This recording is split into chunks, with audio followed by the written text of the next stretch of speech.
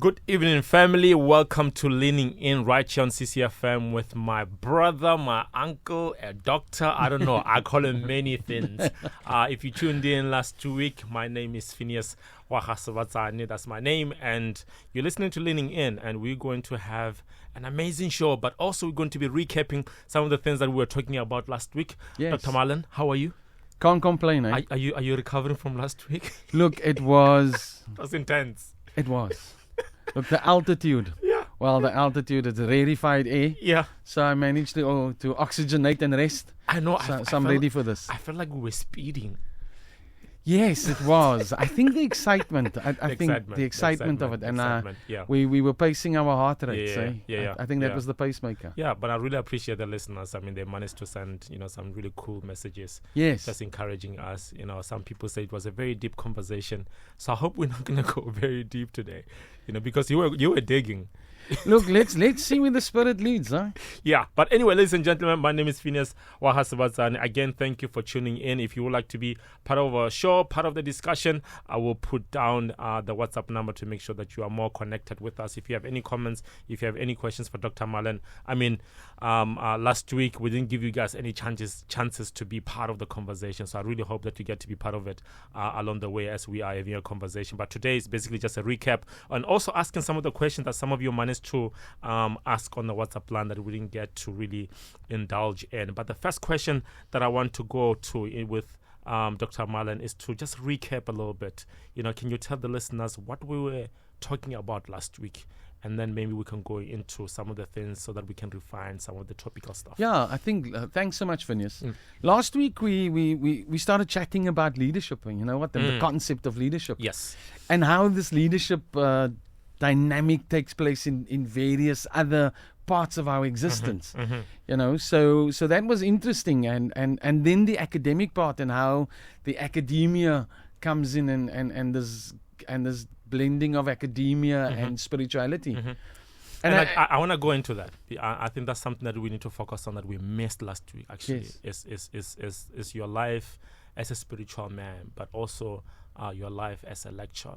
And like I said before, sometimes as young people, I come from a village. When you live in a village and you come to Cape Town into a university that is very diverse, you can easily lose your spirituality in academic areas like that. Yes. How do you manage that, or how did you manage it, as a Christian man in that space? It was interesting, and I share the story with the listeners that I never knew I grew up in poverty until somebody told me. And that's what university does. Yeah, until you saw somebody wearing different shoes, and you were like, "What am I wearing?"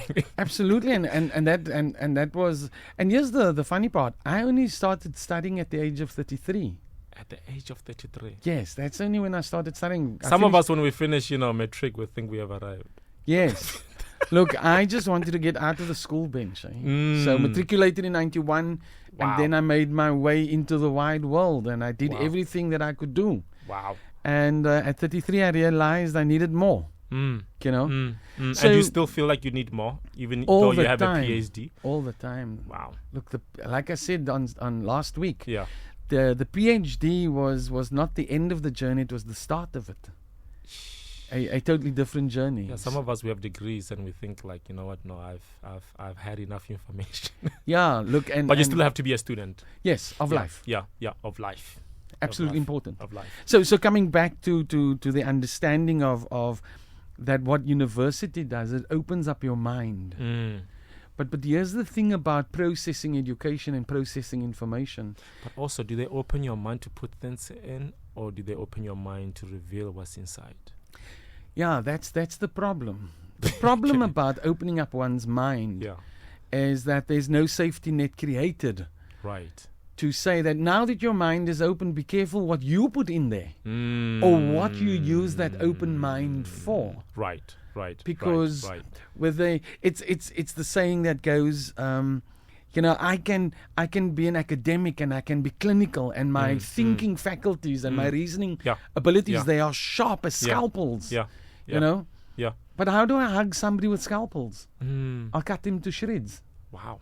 So that responsibility that comes with the education, yeah. that part is left to you. And I think also, I mean, somebody used to tell me that a person that is only educated at school and not at home is not educated at all, which goes back to, is education only about skill, or is it also about character? Yeah, we've moved away from the Hellenic era of education, body, mind, and soul. Okay. You know. Okay. So what we do now is we want to educate you to enter the world and enter this rat race. And, and the mere fact that they call it a rat race, that's vermin. Why would I want to run like a rat around? It is about first enriching me. So it's first a character altering. Because as I find the tools to discover, I need to turn it on myself first and discover me. Wow. And discover where I'm at. So education is pretty much about revealing who you truly are. Absolutely. But sometimes I feel like it's breeding a lot of employees. It is. Or followers. I spoke to a gentleman that's graduating he graduated on Tuesday. I spoke to him on Monday. And he looked at me and he said, and because I was at the first autumn graduation at UCT. You're right. And as a PhD, you get to wear your red garment, right? Yeah. And he came up to me and he says, "Oh, congratulations, you got your PhD." I said, "Thank you. I did, but in 2019." And then he says that he is now graduating on Tuesday. And I looked at him and I said, "Tell everybody else that the PhD was a spiritual journey. It wasn't a journey of the intellect." Because it changes your mind. It doesn't just change your mind, it changes who you are. Because you see things different. Yeah, good evening, family. You're listening to Leaning In with Phineas Sebatsani and Dr. Marlon. You're listening to Leaning In with the man of the hour. Just a few things that we'd like to touch bases on based on our previous show, just to refine some of the thoughts, because, when some of my friends were listening, they were like, this is too deep. So I'm trying to bring a few things on the surface just to make sure that you understand chapter 1 and chapter 2 of what we're talking about. We spoke a lot about leadership last week, so we're refining some of the thoughts there, and they maybe touch a little bit on the power of words, because I realized how intentional Dr. Marlon was in his writing of this book when it comes to the words that he chose. Dr. Marlon. Yes, sir. So I think one of the questions that I was very keen to revisit, that I don't think we dived a little bit into, I think you spoke about leadership is a calling. Yes. And I did ask, is everybody called to be a leader?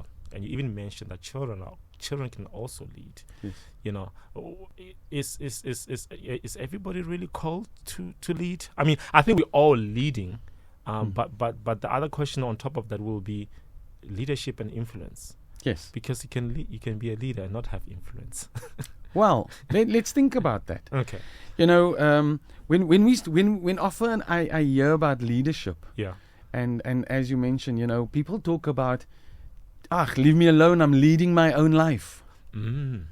And when we look at it from that perspective, is that leadership, everybody has been called to leadership. If you look at the basic building blocks in society is a family. Yeah. Yes. Right. Yes. That family is made up of individuals. Each individual in the family contributes to the family. They all have a role to play. play. Yeah. Each one in the family leads him or herself in a particular way that is in congruence with the mission or the vision of that family. Okay. So you're making me think about gangsterism. I don't know why, but there's leadership there.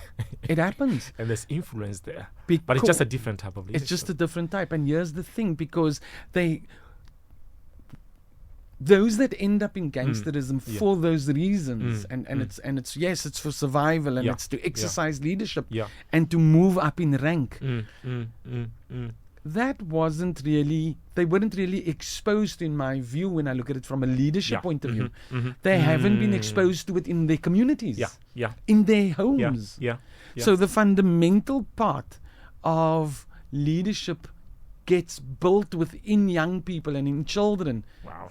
at their homes. I mean, that's part of my work is basically working with the gangsters. And something that I've observed as a problem is leadership. But a lot of that leadership is connected to fatherlessness. Yes. Lack of fathers, lack of leaders. I heard somebody say a few months ago that we're living in a fatherless generation is being reared now. You know? And here's the thing. We've gone as far as saying that mothers take the place of fathers.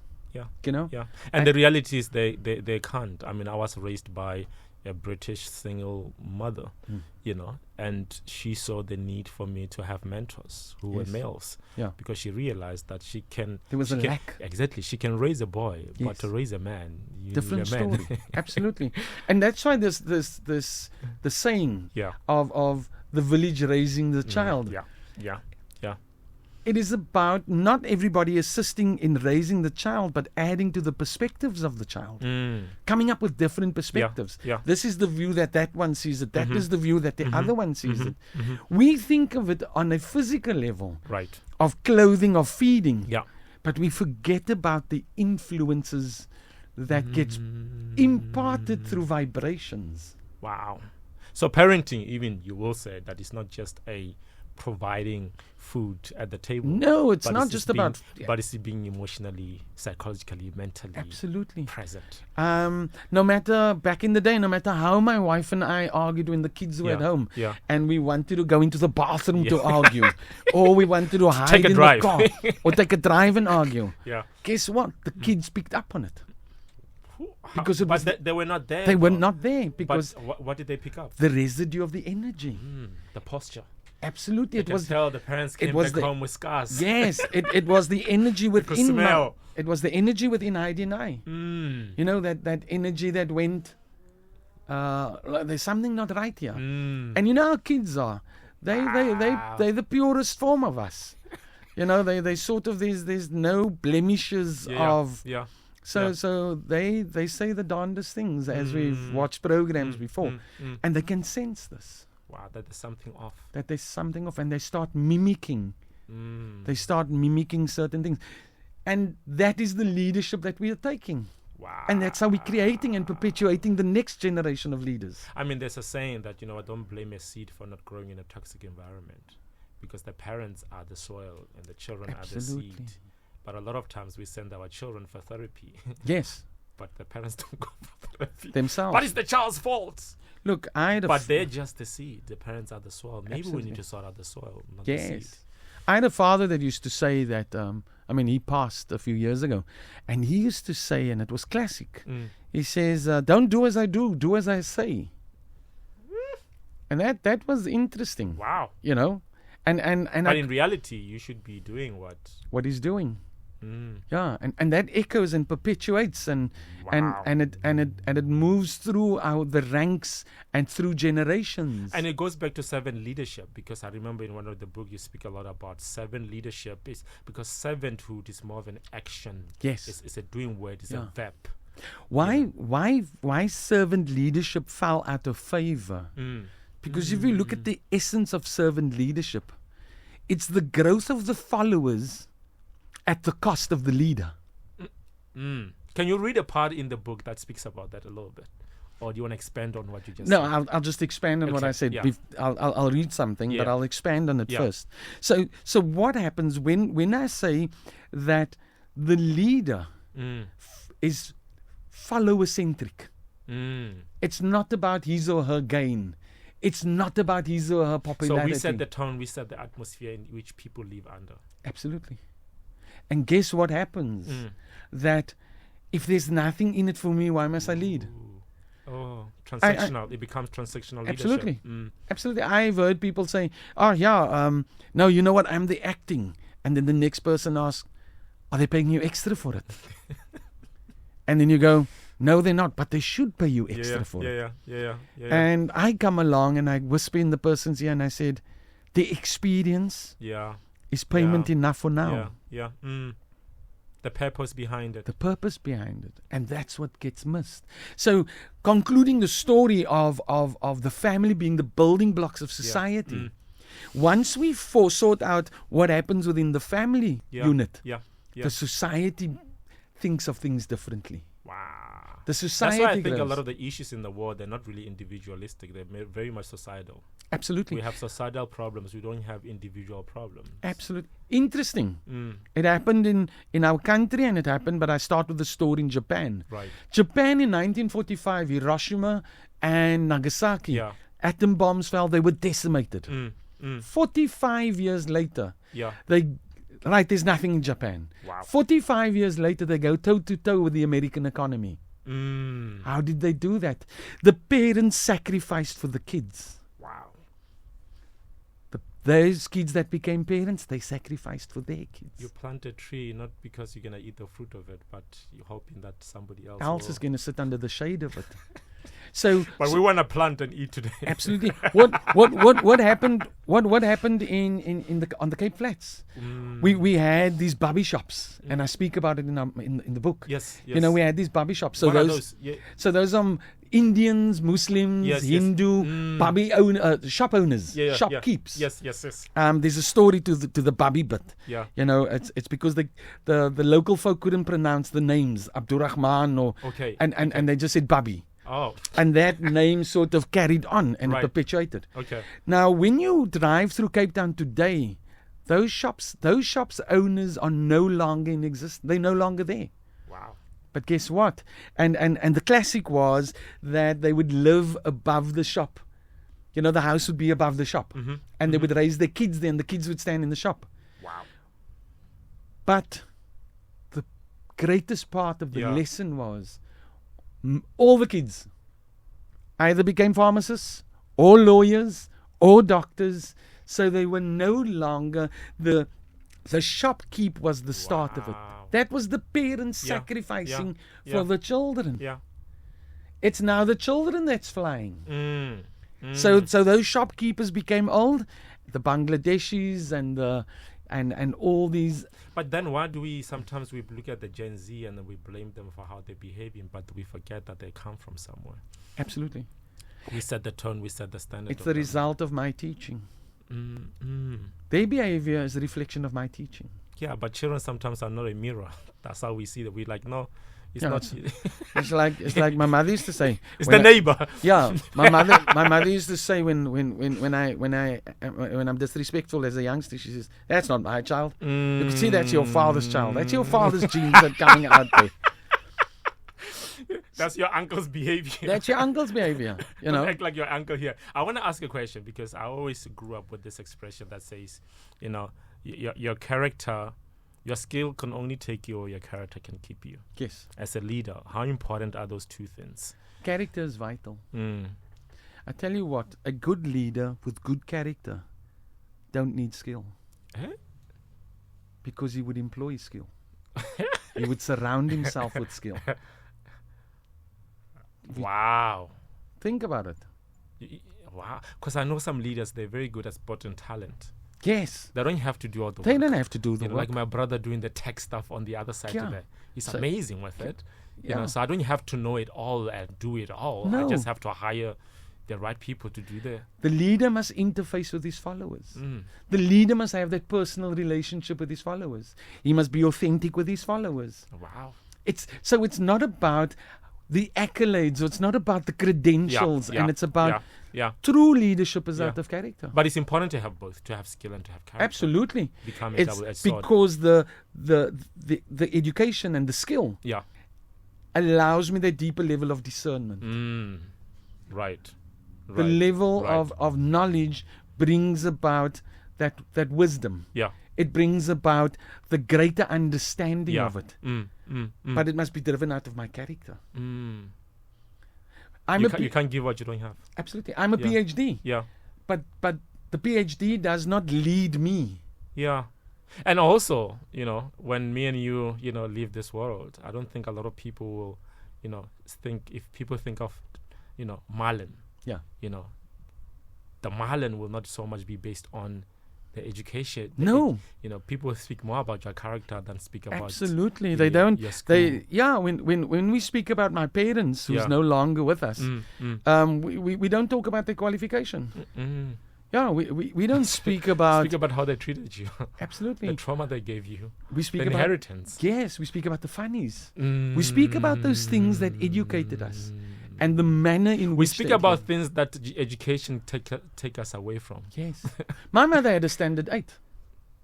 Right? Yeah, Back in the day. yeah, She left school at the age of 16, yeah, 1966. yeah. And yet, she could outsmart all of us with education. Okay? Because she says, this path that I'm walking is called life. I've got my PhD Yeah, in that. that's my university, the university Absolutely. of life. Anyway, Absolutely. ladies and gentlemen, you're listening to Leaning In with Dr. Marlon and Phineas Sebatsane right here on CCFM. We hope you're enjoying the show. We are doing a recap of our last show just to bring some few things on the surface to make sure that you understand what we're actually talking about. If you haven't gotten the book, please, I recommend that you do get it. The name is Dr. Marlon Hoffman. The title of the book is called Academia and Spirituality, where his two worlds meets. Interesting show, interesting conversation. We're going to continue with the show because I have a few things that I would like to ask him as we are closing. All right, family, welcome back to CCFM. If you just tuned in, you are listening to Leaning In with Dr. Marlon and Phineas Sebatsane. Dr. Marlon, we are about to close. Yes, sir. You know, there's few things in your book that I would like you to read and share with the listeners. There's a lot of diamonds in there. But there's specific paragraphs in there where I think, just to give a little bit, people a teaser, so that they can, grab the book. Maybe if they see you on the street, they can, you can sign it as well. You didn't sign my book, by the way. I think you should. I'll sign it. I think I signed the other one. The one you gave away. I feel like you bought it. I didn't give it away. You know what happened. Somebody took it. Yeah, but it was gifted. All in the plan. I hope he's going to save them. Yes, That they can that's what return it's it to me. about. But anyway, a little bit of a paragraph there that I would like you to read, and then we can go into it. Yeah, thanks so much. I'll read this little snippet and then we can just chat about it quickly. Developing leadership qualities is crucial, not just for managing others, but for guiding our own lives with purpose and intention. As we explore different forms of leadership, we will see how personal journeys shape our ability to lead and inspire others. Leadership begins with knowing oneself and extends to building meaningful, authentic relationships with those around us. Understanding this connection is key to unlocking the true potential of leadership. It starts with self. Yes. It starts with me. It starts So I with can't lead others if I cannot lead myself. Absolutely. So I have to be the fruit. Yes. and I mentioned last week that the best part of it all is that to be a great leader, I need to be a great follower. Yeah. And that's where it's at. Yeah.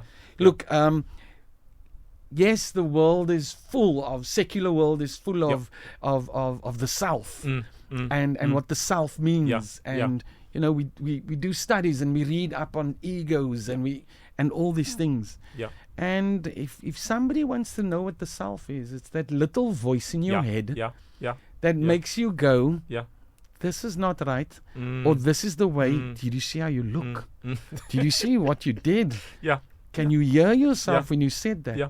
That is the self. And does the self need to be guided, though? Absolutely. Because sometimes the self can think that I know everything. Yeah. But self without others. Here's an interesting thought. Are we whole? Actually, that was the thing that I was going to ask. Is self without others, does that make us whole?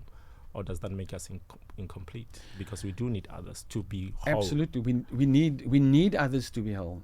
We need to be whole. So there's self, but there's also others. But we need to be whole ourselves. Okay. We need to be whole ourselves. When you say praise, did you ever consider whether the praise is out of the soul or out of the self? Okay, that's too deep for me. Yeah. Break it down. So when I go into pray, I pray that Jesus Christ through the Holy Spirit excites my spirit to speak about the things that says in Romans 8. Right. That I would, the moaning and groaning of the Holy Spirit on my behalf. Because, and so that I can ask for the things that I truly need, not the things I want. Imagine the blind man with Jesus walking on his way to Jericho. Yeah. Jesus sees he's blind. Yeah. Jesus still comes up to him and says, What you want? What do you want me to do? I mean, come on. Imagine a God that knows it all, Yes. asking his children, what do you want? I mean, he knows. Now imagine that blind man had to ask for eternal life. Ooh. He would have flipped the tables on him. Wow. Imagine he had to ask for eternal life. But the fact that God cares about what we want, because a lot of times in our prayers, like, God, what do you want for my life? And God is like, Fen, we're in relationship here. Yeah. What do you want? I'm not a dictator. No, absolutely.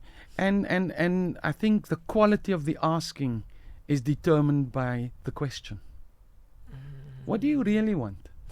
What do you really want? Because Yeah. he was not, for human beings, we saw somebody that needed money. Yes. But for God saw something a little bit deeper. He saw something deeper. So it's really very important to ask people what do they want Absolutely. whenever they ask us for things, because what they're asking for could not be, maybe it's not the thing that they're actually asking for. Yes. So with homeless people, sometimes they Yes. ask for connection. They're not asking for £2. Yes. They're asking to be seen and to be heard, not really for the £2. And that's it. How do you discern that moment? So when we say prayers, and therefore my prayer is so important that I start my prayer with saying that you tell me, or you awaken in me what I truly need. Wow. And that's the start of it. So yes, the self is part of a collective, but like a family unit, that's the building blocks of society. I need to make right myself first. Somebody used to tell me that, Phineas, build a home in yourself so that when people leave, you don't feel homeless. Yes. You know. And that is again on Tuesday night we spoke about this promise. Love God with all your heart, all your mind, everything you have, and love your neighbor. And here's the test: as yourself. So how we love our neighbor is a reflection of who we are. It's all about me. So we can sit with that and go, yeah, but this can turn out to be an egotistical, narcissistic view on existence. I mean, a lot of times, in my field of work, I always ask people, okay, is the food you're giving to these people, will you eat that food? Yeah. Is the clothes that you're giving this person, will you wear wear those clothes? Where these people are sleeping, will you sleep there? Because what does Yes. it mean to love your neighbor? You should be giving them what you actually... And that's the part of love. That's tough. That's tough because it's about what I would accept for me. Wow. Because sometimes I feel like we have stepchildren in God's kingdom. Absolutely. Some people deserve less. Yeah. We deserve more than them. Yeah. Look, we always want to put ourselves first.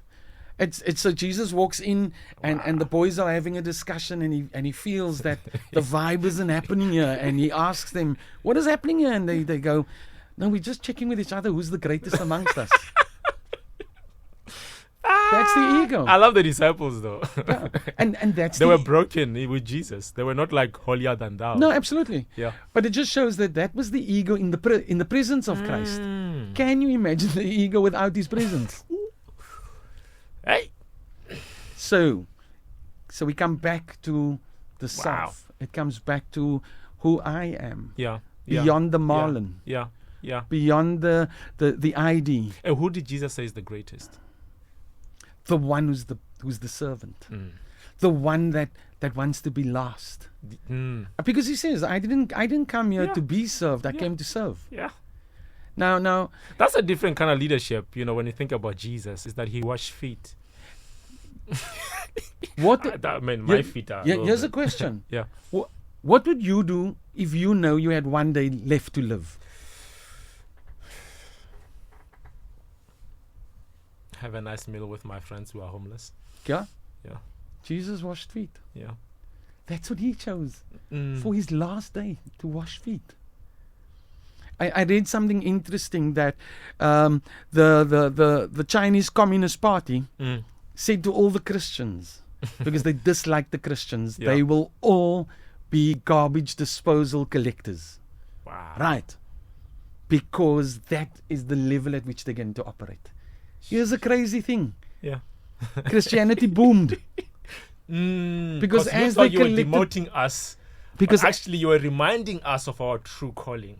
And they could share it with households, with the mummies that were putting out the trash. They could share the gospel with them. With the least of these. The least. The least you do unto the least of these. So can you see how a strategist Christ is? Hey? He works into areas that we go, You put him in prison. He has a ministry there. Absolutely. I mean, I've always been fascinated by Paul. Yeah. When the prison broke out, and then he didn't run out. And that is the self-leadership. Paul says, and Paul constantly says in his letters, he constantly goes and he says, remember, I am just the servant. Follow me as I follow Christ. Don't follow me. Just I follow me as I follow Christ. And that's true leadership.